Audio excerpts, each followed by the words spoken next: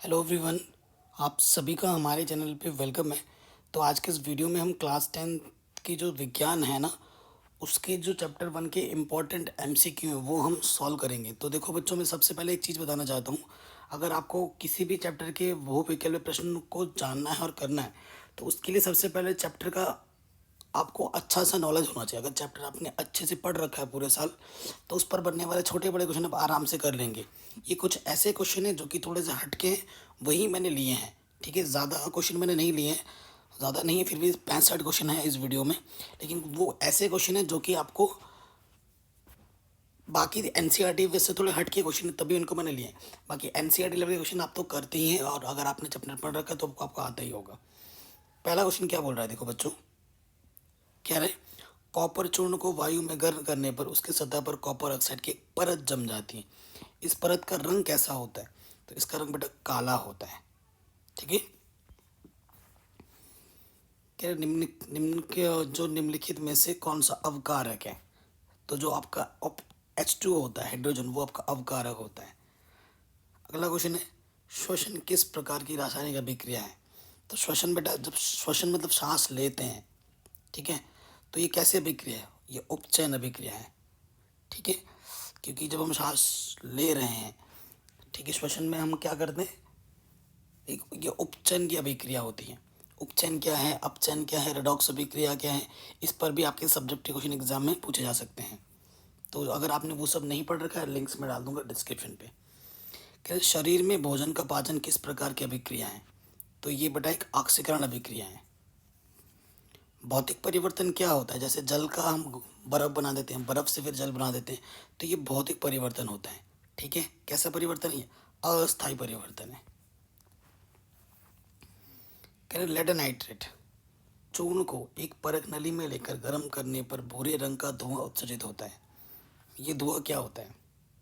NO2 gas. अब ये reaction देखिए, बहुत ही शानदार क्वेश्चन है। कह रहे 2Mg+O2 2MgO, यह किस प्रकार की अभिक्रिया है? ये देखो, ये अभिकारक है और एक ही आपको उत्पाद दे रहा है, तो ये कैसे अभिक्रिया है बेटा? ये संयोजन अभिक्रिया है। ऑक्सीकारक कौन है इनमें से? तो ऑक्सीकारक आपका ये है H2S। अंगूर का किण्वन करना, अंगूर को सुखाना, क्या होता है? तो ये एक बेटा रासायनिक अभिक्रिया है, रासायनिक परिवर्तन है, अभिक्रिया बोल रहा हूँ। निम्नांकित में से कौन सा ऑक्सीकरण क्रिया नहीं है? ठीक है, ऑक्सीकरण कौन सी नहीं है? तो जो बेटा अवक्षेपण अभिक्रिया होती है वो ऑक्सीकरण अभिक्रिया नहीं होती है। लेड नाइट्रेट तथा पोटेशियम आयोडाइड के विलयन को मिलाने पर अवक्षेप बनता है। इस अवक्षेप का रंग कैसा होता है? श्वेत होता है। नमक के घोल में सिल्वर नाइट्रेट का घोल डालने पर दही जैसा अवक्षेप उत्पन्न होता है। यह कौन सी अभिक्रिया है? तो ये बेटा अवक्षेपण अभिक्रिया है। मैग्नीशियम के दहन के फलस्वरूप मैग्नीशियम ऑक्साइड प्राप्त किया जाता है, तो इस ऑक्साइड का रंग कैसा है? उजला। जिस अभिक्रिया में अवक्षेपण का निर्माण होता है उस अभिक्रिया को क्या कहा जाता है? अवक्षेपण अभिक्रिया क्या जाता है, सीधी सी बात है। कह रहे निम्न ऑक्सीकारक नहीं हो सकता, इनमें से कौन सा ऑक्सीकारक नहीं हो सकता? H2। ये हमारा ऑक्सीकारक नहीं है क्योंकि ये अवकारक है। सूर्य के प्रकाश की उपस्थिति में पौधे CO2 और H2O से अपना भोजन ग्लूकोज तैयार करते हैं। यह निम्न में से कौन सी अभिक्रिया है? तो ये बेटा प्रकाश रासायनिक संश्लेषण अभिक्रिया होती है। रासायनिक समीकरण अभिक्रिया का संक्षिप्त रूप होता है।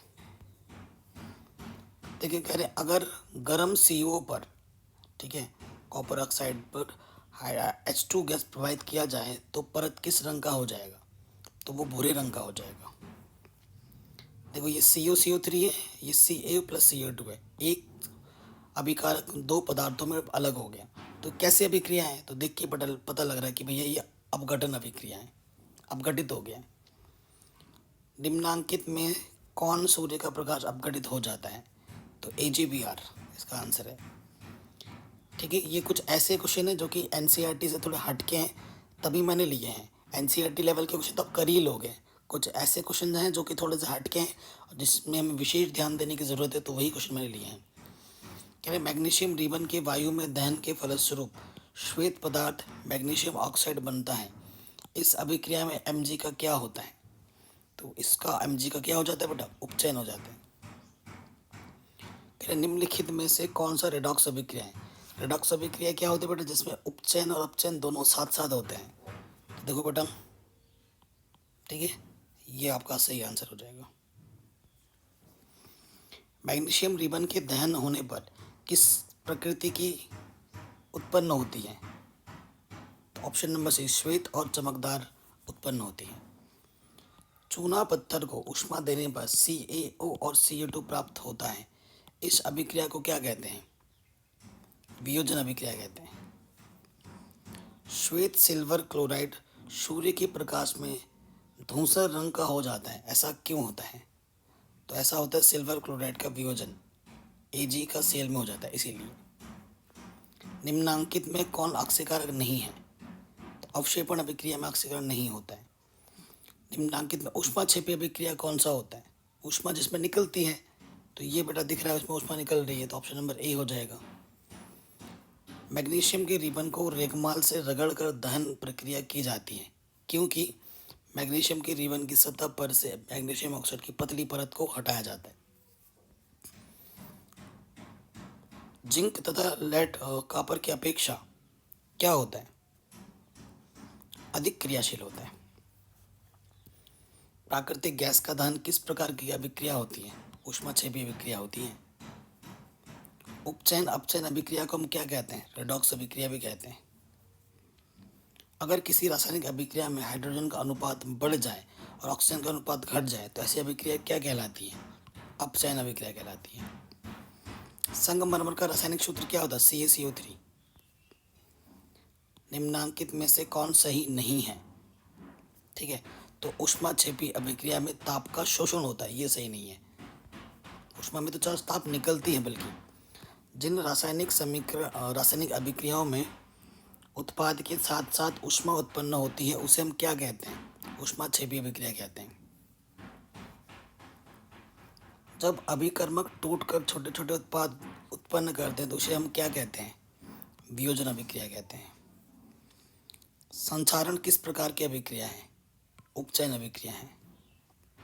मैग्नीशियम रिबन का वायु में दहन कैसा अभिक्रिया है, रासायनिक परिवर्तन। वे अभिक्रियाएं जिनमें अभिकारकों के बीच आयनों का आदान प्रदान होता है उन्हें हम क्या कहते हैं, द्विविस्थापन अभिक्रिया कहते हैं। अब ये एक रासायनिक समीकरण दे रखा है, ये देख के बताने की कैसे अभिक्रिया है। देखिए FeAl के साथ क्या आ गया बेटा, O आ गया और Fe बेचारा अलग रह गया, तो ये क्या बेटा, विस्थापन अभिक्रिया है। कह रहे हैं नीचे दी गई अभिक्रिया के संबंध में कौन सा कथन असत्य है, ठीक है। शीशा, ये देख के बताना है कि कौन सा कथन आपका असत्य है। शीशा अपचयित हो रहा है, कार्बन डाइऑक्साइड उपचयित हो रहा है, कार्बन उपचयित हो रहा है, लेड ऑक्साइड उपचयित हो रहा है, ठीक है। असत्य कौन सा है, तो ये सारे कथन में से सभी। कॉपर सल्फेट के घोल में लौह चूर्ण डालने पर क्या पृथक होता है, कॉपर पृथक होता है। उत्क्रमणीय अभिक्रिया कौन सी इनमें से, वो आपको बताना है। देखो N2 + 3H3 मिलके क्या देंगे, 2NH3, तो ये अभिक्रिया हमारी उत्क्रमणीय हो जाएगी। तांबे की वस्तु पर हरी परत का जमना क्या कहलाता है, तो संचारण कहलाता है। वह अभिक्रिया जिसमें दो या दो से अधिक आक्सीकारक मिलकर एकल उत्पाद का निर्माण करते हैं उसे हम संयोजन अभिक्रिया कहते हैं। निम्नांकित में से कौन सी सूचना रासायनिक समीकरण से प्राप्त नहीं होती है, तो रंग से। किसी अभिक्रिया में भाग लेने वाले पदार्थ क्या कहलाते हैं, अभिकारक कहलाते हैं। बेरियम हाइड्रोक्साइड और अमोनियम क्लोराइड को 2:1 के अनुपात में मिलाने पर ठंडा हो जाता है, तो यह किस प्रकार का उदाहरण है। तो ये बेटा ऊष्मा शोषी उदाहरण है, तभी ठंडा हो जा रहा है ना। ये जो अभिक्रिया है बेटा किसका अपचयन हो रहा है, ठीक है, CuO का अपचयन हो रहा है, क्योंकि यहाँ पर ऑक्सीजन की कमी हो रही है, ठीक है। ऑप्शन नंबर बी सही हो जाएगा। निम्नांकित में से कौन से अभिक्रिया के युग्म हमेशा साथ साथ होते हैं। साथ साथ क्या चीज़ होती है, उदासीनीकरण और विस्थापन साथ साथ होते हैं। संचारण का उदाहरण बताना है आपको। तो लोहे में जंग लगना, चांदी की वस्तु के ऊपर काली परत लगना, तांबे के बर्तन में हरे रंग की परत चढ़ना, ये सब संचारण के उदाहरण है, तो इनमें से सभी सही हो जाएगा। फेरस सल्फेट के विघटन से FeO3 का रंग कैसा होता है, काला होता है। एसिटो गैस आक्सीकारक है अथवा अवकारक है? तो अवकारक भी है और आक्सीकारक भी है। लेड नाइट्रेट के घोल में पोटेशियम आयोडाइड का घोल मिलाने पर क्या बनता है? लेड आयोडाइड का पीला अवशेप बनता है। साग सब्जियों का विघटन होकर कंपोस्ट खाद बनना किस तरीके का उदाहरण है? तो ये बेटा ऊष्माक्षेपी का उदाहरण है। निम्नलिखित में से कौन सा संतुलित रासायनिक समीकरण है? इधर H2 है, इधर भी H2 है, इधर क्लोरीन 2 है, इधर भी क्लोरीन 2 है। तो ये पहला वाला। प्रकाश संश्लेषण को किस प्रकार की अभिक्रिया कहा जाता है? प्रकाश रासायनिक। लौह चूर्ण पर तनु हाइड्रोक्लोरिक अम्ल डालने पर क्या होता है? तो कह रहे हैं H2 गैस और आयरन क्लोराइड बनता है। ठीक है, ये 2Mg प्लस O2 2MgO किस प्रकार का अभिक्रिया है? तो ये संतुलित अभिक्रिया है। देखो इधर 2Mg, इधर 2Mg, इधर O2 है, इधर भी 2O2 है। चिप्स के पैकेट में कौन सी गैस डाली जाती है? नाइट्रोजन गैस डाली जाती है। दानेदार जस्ता पर तनु H2SO4 डालने पर कौन सी गैस उत्पन्न होती है? तो हाइड्रोजन गैस उत्पन्न होती है। ठीक। F3Fe plus 4H2O, Fe3O 2H2O, इस समीकरण में H2O का क्या है? H2O का क्या हो रहा है? ये जो H2 है, तो H2O का क्या हो रहा है बेटा? ऑक्सीकारक हो रहा है। यहाँ H2 एक ऑक्सीकारक है। ठीक है। अम्लीय जल के विद्युत विच्छेदन से H2 और O2 गैस उत्पन्न होता है। इन दोनों गैसों में क्या अनुपात होता है? तो 1:2 का अनुपात होता है। ठीक है, 1:2 का अनुपात होता है। तो ये कुछ ऐसे हटके क्वेश्चन थे जो मैंने लिए हैं। ऐसे ही मैंने बाकी आप चैप्टर को प्रोवाइड करा दूंगा, कुछ हटके जो इम्पोर्टेंट MCQs हैं जो कि आपके बोर्ड एग्जाम में पूछे जा सकते हैं।